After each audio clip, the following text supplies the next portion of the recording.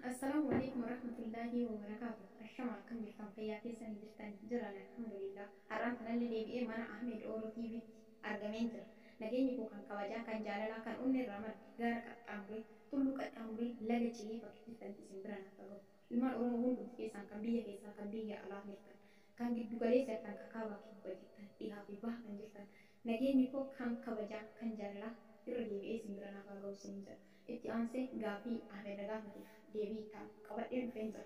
Hanga xumura viidiyoo kanaatti na wajjin tura. Waan ana dubbadhu moniyyaa itti naqadhaa qaama qalbiin hordofa. Koomentii barreessuu qofarratti hin xiyyeeffatina waan hin jiru homaa ilmaan jedhumatti xiyyeeffata.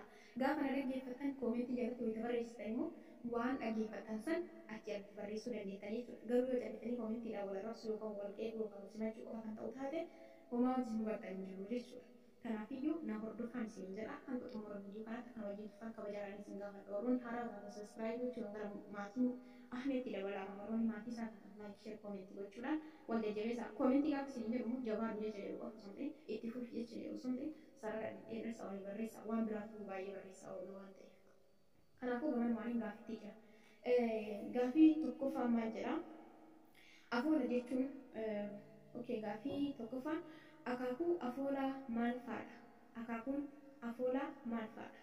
Akaakuun afoolaa makmaaks, hibboo, oduu durii, baacoo, faaruu loonii, faaruu ayyaanaa, sirba fi tapha ijoolleeti fi kanneen kana fakkaatanidha.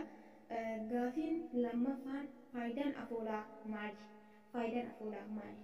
Faayidaan afoolaa barsiisuuf, haala yeroo sanii ibsuuf, hanqina jiru qeequuf, bashannansiisuu fi bohaarsuu fi akkasuma itti fufu.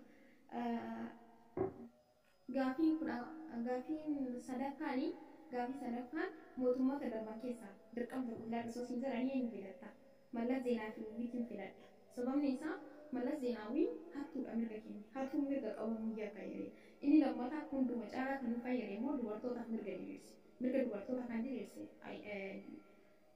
Mallas Zeenaawwiiti. Kanaafuu osoo inni mirga nu diriirsin yaadallee dhiitamneef akka kaleessanitti tumamnee dhiira jala bulla jechuudha. Kanaafuu isa kanaafin isa filadha. Sababa wajjin waan jetteefin isa kanaafin isa filadha. Mirga dubartoota waan inni dhiyeessee yookaan nu diriirse jechuudha. Hanga ilaa har'aatti nu fayyadaa mirgi keenya. Eessattuu akka kabajamu nu taasisaa jira jechuudha. Gaaffii afuraffaanii mudannoo qabdaanuufi mudannoo nan qabee mudannoon tokko mudannoo yeroo dhufuutti isin hima. Mudannoo xiyyaara keessatti wayita dhufnu xiyyaara keessa akkuma beekamu mana fincaaniitii jira. Namoonni achi deemanii achitti fayyadaman. Mucatti wayii kan dura biyya alaa deemtee cinaa kiyya taa'eera. Eessa deemu uummanni maal ta'ee deemannaa mana fincaanii deemanii naan jette. Nan laala jedheen deemee dhaqe. Gaafa dhaqu seenee achi dhaabbatee kan deemu sheemii naqabeetuma keessa seenee fayyadama. Yeroon ani kana irraa ol ka'ee jiru bishaan dhuguu irraan gadi. Achuma budaan ni nyaate kaa'ate barbaadu. Kanarraa nu gadi jedhiin mana isirraa jalaa ol ka'utti ka'ee gadde. Jedhiin eeganii nama soquu eegale. Sida namatu eegee na duuban ganna qaadee. Inni kun mudannoodha. Gaaffii shanaffaan Oromiyaa keessa eessa jiraachuu feeta? Osoo naaf miidhaaye hawaasaan jiraachuu fedha. Oromiyaa keessa hawaasaan jiraachuu fedha. Hawaasa jechuun biyya magariituu Oromiyaa guutuu magariituu. Garuu magariisa guutumaan guutuutti hawaasni qilleensi isaallee baay'ee namatti tola. Hin qorru hin oo'u. Qilleensa baay'ee mijataadha. Hedduu namatti tola. Waan ataakiltii hedduu achi keessa jira. Fakkeenyaaf akka burtukaanaa, paappaayee, wantoota hedduutu jira. Tokko lamaa miti muuzii, shonkoora maal kanneen walumaa galatti kuduraa fi muduraa baay'eetu achi keessatti argama. Hedduu namatti tola. Hawaasaan jiraachuu fedha Oromiyaa keessaa jechuudha. Amaloota afaanii meeqa? Gaaffii shanaffaanii gaaffii jahaffaanii amaloonni afaanii meeqa? Amaloonni afaanii sadii afaan ni dhalata, ni guddata, ni du'a. Gaafa hin dhalata gaafa jennu gaafa namni isa dubbatu jiru ni guddata gaafa jennu namni afaan san dubbatu yoo hawaasni yookaan uummanni afaan san dubbatu baay'ee ta'e ni guddata. Gaafni inni du'u immoo gaafa uummanni isa dubbatu sun hin jirre yookaan bade yookaan afaan san dubbachuu dhiisanii jechuudha. Gaaffii torbaffaa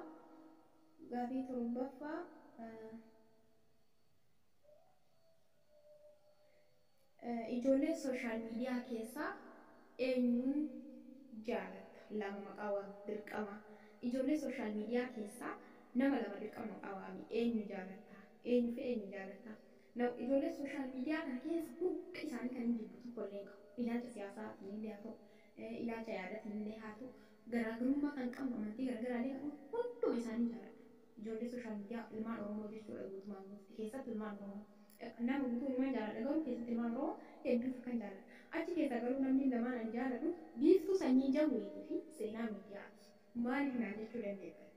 Gaafa ani yookaan Ahmadin jaalladha yookaan Maashar yookaan Naatoo yookaan Ooroo yookaan Saariyyee jedhee gaafa nama maqaa waamu ani na jibbina kanaan jedhu baay'ee waan ta'eef seenaa fi biiftuu filadhe. Isa kanaadha gaafii ittaanu biyyi namni irra hin jiraanne tami jedha. Biyyi namni irra hin jiraanne tami jedha.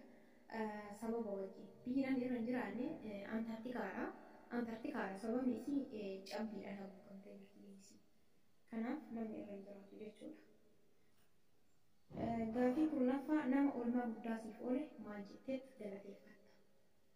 Nama sirriitti waanaa oole jechaan gaafa ittiin galateeffatu gaafa dhabu. Rabbiin jireenya kee duraa duuba kee haa eebbisu. Duniyaa akiraa rabbiin si haa milkeessu. Jechaan qabu anaa olitti rabbiin si haa jaalatu. Lafa ati jiraatu hundatti rabbi si wajjin haa jiraatu. Hamtuu sin argin gaariin sin darbin galatoomii sin jedheeni eebbisaa jechuudha kan galateeffadha. Kanaafuu gaaffiin isaa xumurameera. Ilmaan Oromoo hundi keessanuu hedduun isin jaalladha hedduun isin kabaja. Hanga ammaatitti ittiin wajjin gootaniif galata guddaa nu biraa qabdan galatumaa isin jechuu barbaada.